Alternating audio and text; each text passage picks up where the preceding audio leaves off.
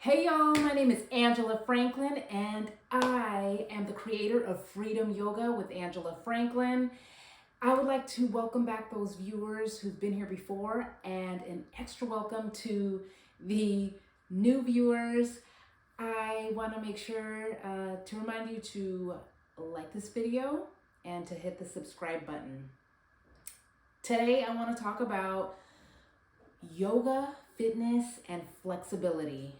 The number one thing that I hear from people who have not tried yoga, who stay away from yoga, and who are returning to yoga, they usually say that they are not flexible enough. And to that, I say, I hear you.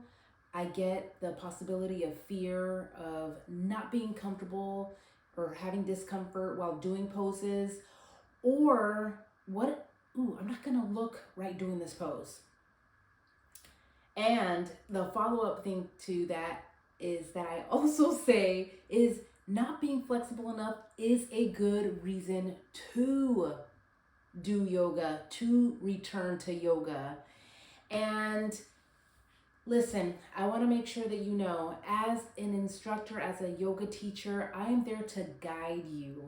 And you are there to make sure to honor your body and decide on what poses are right for your body and to what extent do you go as far as the deepness in a pose.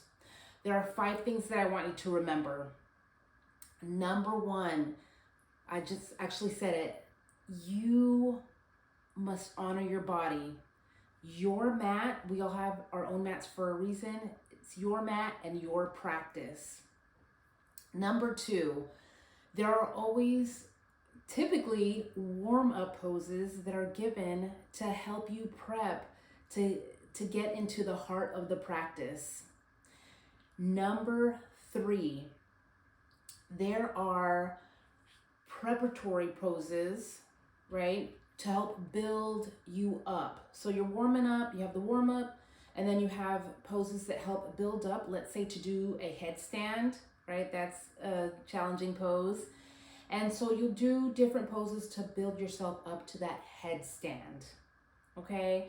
Not saying that you're gonna end up doing the headstand or the expectation is to do the headstand, but it'll help building blocks, right? It'll help you strengthen your body and get your body used to doing certain movements and the certain poses to get to that headstand. All right, and the next thing that I want to let you know is number 4, it's modifications. So modifications are offered to make sure that you can either decrease the intensity or increase the intensity. So if you have a pose with your arms out, right, and you want to decrease the intensity, honoring your body, and it's okay, an option would be to put your hands at your hips. And that's okay. And so if you wanted to increase, you would put your arms straight up. Okay? So I want to let you know that increasing or decreasing, using whatever modification you want is up to you, and increasing and decreasing a pose, the intensity, both are beneficial.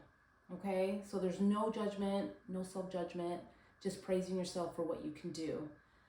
And the last thing that I want you to remember is that yoga takes practice. Flexibility, the improvement of your flexibility is going to take practice. And you can also rest in between the poses when you're in a class. So making sure to remember those things when you're thinking about yoga, fitness, and flexibility. And you know, I've had most of my life doing yoga since the early 2000s. I have had tight hips, tight hamstrings, tight quads. And so I've had to learn what modifications are best, what poses are best to help with my flexibility. And I'm going to tell you, it has taken years to figure out, you know, what works best so that I can be comfortable as I increase my flexibility and to enjoy the poses, right? using my breath. And learning to be flexible, practicing to be flexible can be a challenge, but with those 5 things I mentioned, it can be helpful to make your yoga journey go smoother.